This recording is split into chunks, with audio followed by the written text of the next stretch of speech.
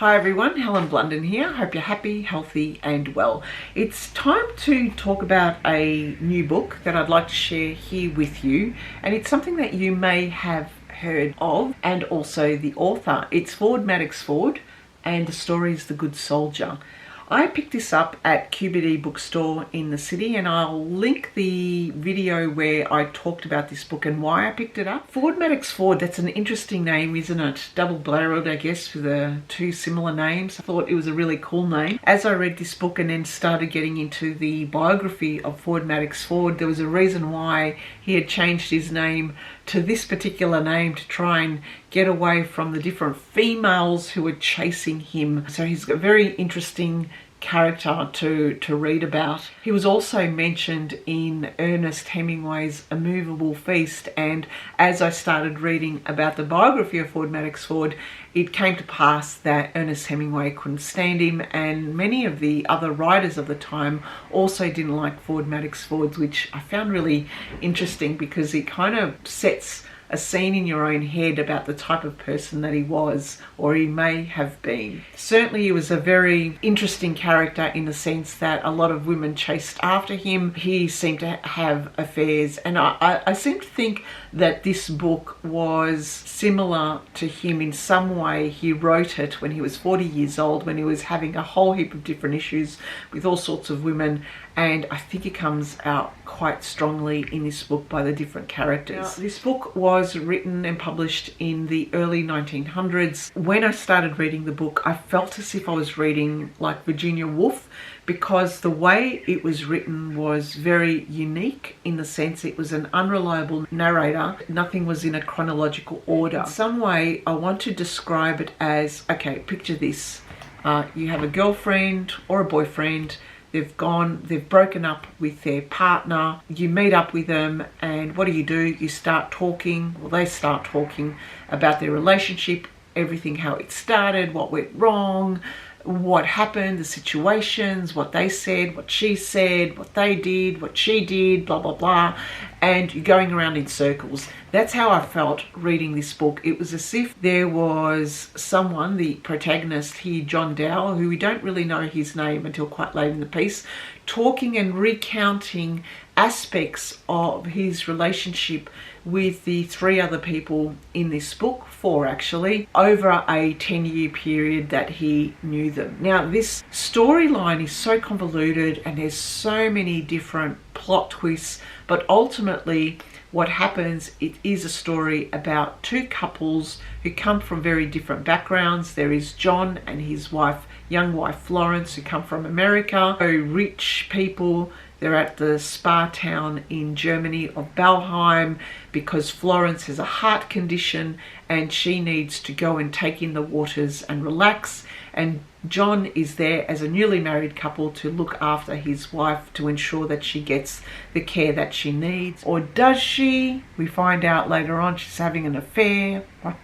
with Jimmy, someone else, and then she also has an affair with the other couple in question, Edward and Lenora. Now, Edward and Lenora come from England. Lenora is his strong-willed Irish Catholic wife, very anxious and stressed that her husband, Edward, who is known as the Good Soldier, can't keep it in his pants. Edward seems to have a weakness for women, and women fall over him, and we get this storyline that he had to leave his regiment in India, come back to the UK and come back to Germany so that they can escape the gossip and the scandal that Edward had created. But it is Lenora who takes over his accounts, take over his life, so she can keep up the appearances in the high society that all is well in their marriage. This story then is about John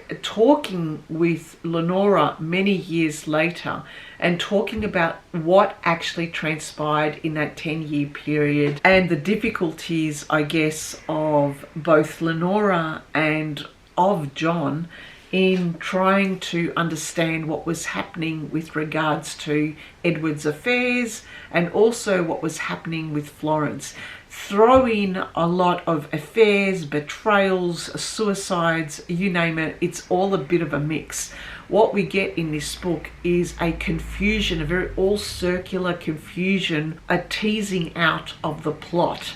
And we get 4 people, and also the 5th person is the young Nancy Rufford, who is the niece of Edward and Lenora, who Edward, of course, has to fall in love with Nancy, and Nancy does with him as well, creating much of a mess because John also wants to marry Nancy. Oh my God, it is such a convoluted plot line. You start to realize that no one's got their head straight in this book. Absolutely no one. You start to read this book initially and you think, right, I can understand why Lenora is this way. After all, you know, if your husband's playing around constantly and you're trying to keep it together and you're selling assets to try and keep, you know, the properties and trying to keep high society and the reputation all on par, no wonder, you know, you can understand Lenora. But then something else happens and you think, no, Lenora's not innocent here either. And then at the same token, Edward, you start to feel sorry for Edward and you think, okay, he's probably in a very loveless relationship and he wants romance, he wants love, but he can't have it with his wife because he can't divorce her, because it's divorce in that day and age is not seen as a good thing. He has to carry on having these love affairs, but they're not just kind of love affairs. He really falls in love with them. He wants romance in his life. He wants to be with them until the next person comes along anyway. So then you start to feel sorry for Edward until something else happens and you go, no, he's not right either. And then there's Florence, young Florence, the ditzy one who's kind of teasing her new husband John. She married him quite quick and you think, well, she's not innocent either because she's having affairs. But then there is John the narrator and you think to yourself, John's an idiot. John is someone who's so rich, has absolutely no idea that he's being taken in for a ride by Florence, his wife. He doesn't seem to understand or doesn't also have any other goals. He's so rich that he thinks that the 9 years of the friendship that he had with the Asburnhams was the best out of his life, that he didn't have any goals, he had nothing to account for, nothing happened in those 9 years that he could say, I've actually achieved something. So he was a drifter in some way. And I seem to think that Florence knew this, and that was the reason why she just kind of had her affairs as well. But at the same token, I seem to think that John was a sociopath. He couldn't empathize with anyone. He tried to get involved in their lives, but he had this kind of like a standoffish approach, and people treated him as such. I wouldn't wish it on anyone to have a friend like John. He's not a friend. He's just a grey person. No one really understands what he thinks, why he thinks. There's nothing profound about him, nothing deep about him. He's actually quite a nebulous character. And so reading this book, at the end of it, everyone else seems to go mad, like Nancy, and Lenora goes her own life.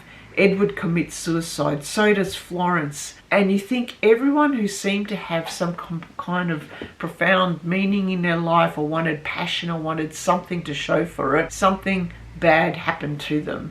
Meanwhile, John's just go on his merry way. So I didn't like the John character, but it took a while for me to really come to grips with why, because of the constant swapping and changing in this book. You could see in this book that I've taken a lot of notes. It was, the way I read this book is, you can't just read it normally. You have to really take your time with it, because it constantly revisits scenes and situations that unpeels the onion layers of the story. Throughout it, you start to think, you want to, as a reader, try and connect with each of the characters. He teases you about each of the characters, and once you start to like a character, you'll start to dislike him later on. Once you start to understand a character, then over time you realize that you don't understand her. So everything is circular, everything is non-linear, everything is confusing at times, but it's a book that certainly makes you think long and hard. When I read this book, I also started to think about similar stories that were written along the same lines. One book that I read recently by Kazuo Ishiguro, which is The Remains of the Day,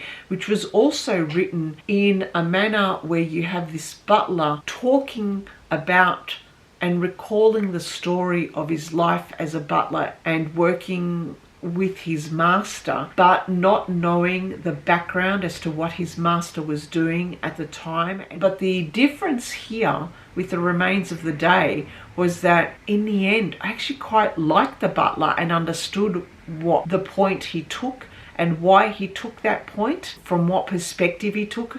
But from this character, John, he's totally grey. You don't want a sociopath in your life. You don't want someone like this who hangs around with you but doesn't have anything to show for, or has no passion in his life, has no understanding, but seems to think that he's someone.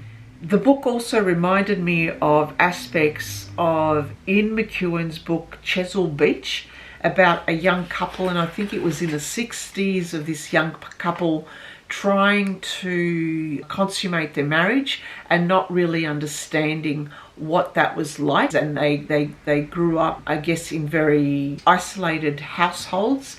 So there was a tension in the marriage there. And I felt that that tension was similar to the tension that John and Florence had in their unconsummated marriage. John, I felt as if he was a scapegoat, but he was also someone that didn't strike up or ask any questions or be passionate in any way with his wife to try and understand why the marriage wasn't consummated. Maybe he was gay, I don't know, but I didn't get that feeling that he was gay at all. I think he was just someone who, for the sake of appearances, just did what everyone else around him was doing. A very interesting read, and I would recommend it to people who like reading Virginia Woolf, like reading, I guess, writers like Hemingway, maybe Edith Wharton, Ian McEwan,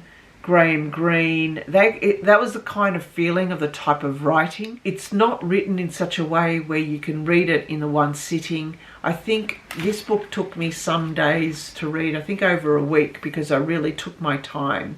It was not a book that I always would want to get back to, but it was a book that I dedicated the time to read a few pages every morning and every night, because it was confusing to try and make sense of each of the characters and what their intentions were. That is all I have to say about The Good Soldier by Ford Madox Ford. Let me know what you think about this book. Let me know if you've read any of his other books. A very interesting character, a very interesting author, I guess I wanted to say, and a real glimpse into a society that was fractured by religion, that was fractured by, I guess, high society and the poor people. Also the differences between American rich and English rich, a society that was going through many changes, and just before World War I. Very, very interesting read. So thank you for listening, and thank you for watching. Bye for now.